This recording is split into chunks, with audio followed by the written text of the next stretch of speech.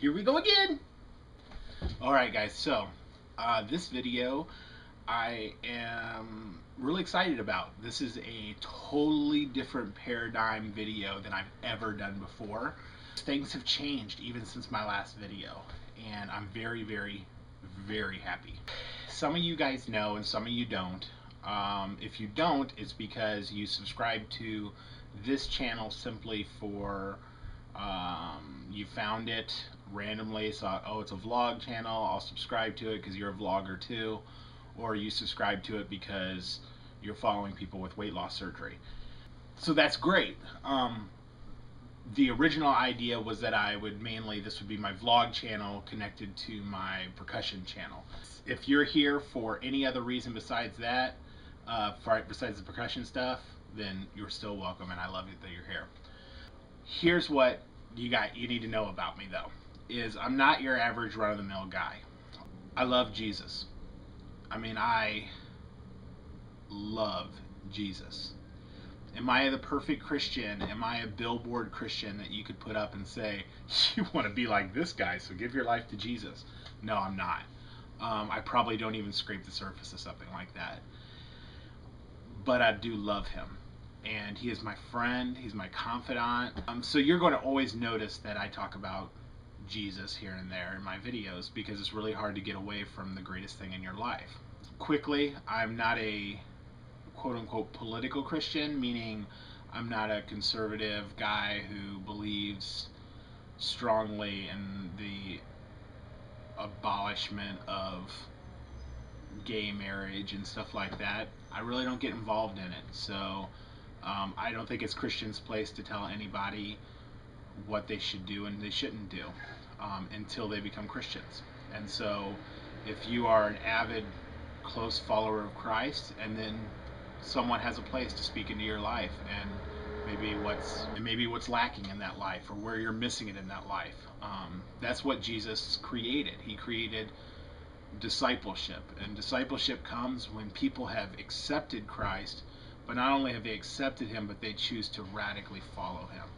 And so then it becomes a situation where you can say to somebody, hey, this is what the Bible says and this is what you're doing with your life. And so I'm not a person who thinks that Christianity should be a political party, and I don't believe that we should put ourselves in that place. The defense of saying that there's people that say, well, if we don't stand up for our rights, they'll be taken away. Nowhere in the Bible do I read where it says, you know, blessed are those who have the greatest political party and who fight for their rights. It actually says, blessed are the persecuted. And I want to be part of the blessed ones. And so, do I want to be persecuted? Of course I don't want to be persecuted. Who does? You know, you'd have to be an idiot and slapped upside your head. But that's just what I say. This is my vlog, and I'll say whatever I want to say. I don't believe that as Christians we should be forcing our beliefs on other people. I think that we should pray for them, love on them like crazy, and then if they make the decision because they want to follow Jesus, not because they want to follow your beliefs, but they want to follow Jesus and they want to have a love affair with Jesus, that's going to make the best Christians, are people that are in love with Jesus, not afraid of what they're doing right or wrong. My last video, I told you at the end, I'm scared. Like, I'm pretty fearful of this whole process of having surgery and having gastric bypass and the potential danger it has on my life. I'm a big guy. I'm going to tell you right now, I weighed in at my heaviest in this process. There's a lot of shame involved with this number.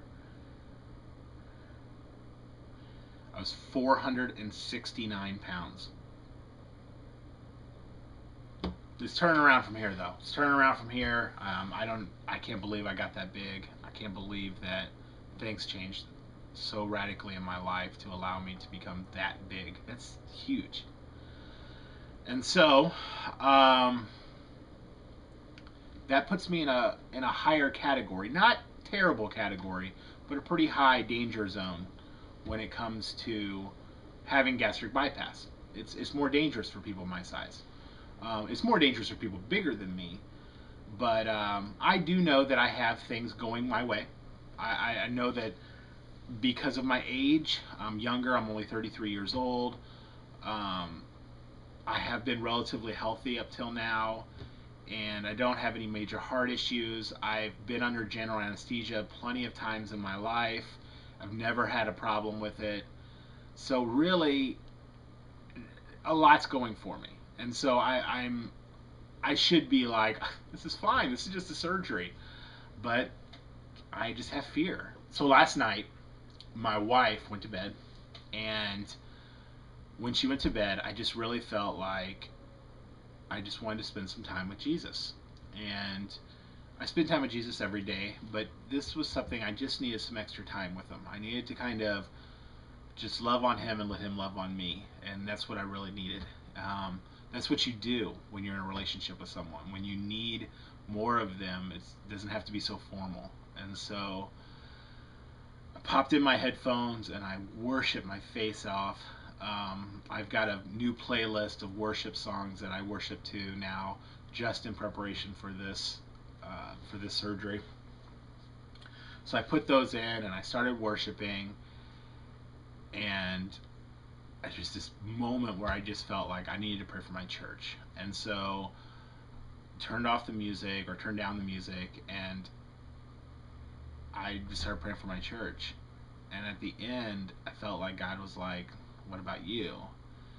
And so I prayed for me, and I just was so just raw with God. It's like I'm scared crapless.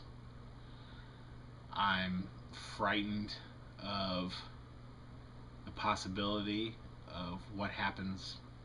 What if I'm wrong? You know, what if I love Jesus but I just missed it somehow? What if I get up there and he's like, I don't know you? And that can happen, you know. I don't know. So I'm like, what if I've done something so bad that when I do die, God's like, I don't know you. So, with that all said and done, it was time for me to get off my tail and start believing in him. And I knew that, so I was praying that I want to believe more. I want to have more faith, more trust, more understanding of who you are. And I just need to know that you're there. And I haven't been listening the way I should have been listening. I haven't been as intent as I should have been intent, but I need to know that you are going to be there for me, and that this surgery is ordained by you, that you're going to allow it to happen, and that you're going to still be fighting for me when it needs to happen. And so with that, I've said it in some of my, at least possibly my last video, about my, I take protonics for uh, GERD and esophagitis. Basically, what my stomach looks like is if you ever suck down a peppermint candy, right down toward the end, and you take it out of your mouth, it's just riddled with all these different size holes and stuff like that. That's actually like what my stomach looks like. It looks like a peppermint candy that's been sucked down, but it's like coated over my stomach. And so it causes a lot of pain to the point where it feels almost like, only I say this because I haven't had one before, but it feels like I'm having a heart attack. It's just constant, like this like pain in my gut, like dull, sharp mixture pain. It hurts.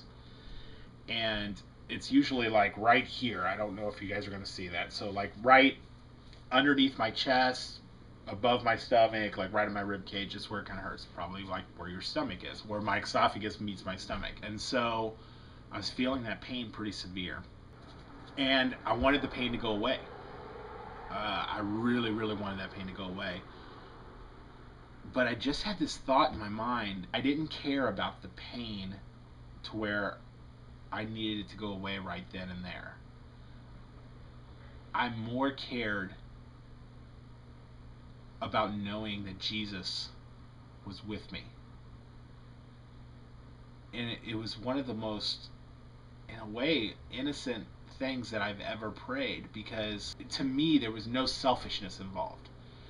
Praying for my pain to go away, why it is good and we should pray for that, to me it's somewhat of a selfish prayer. It's, I want something for myself. But when it comes to wanting more of Jesus and wanting to know that your best friend, your Lord, your Father is there for you, it's not selfish. It's not selfish. It's the call of a bride to the groom.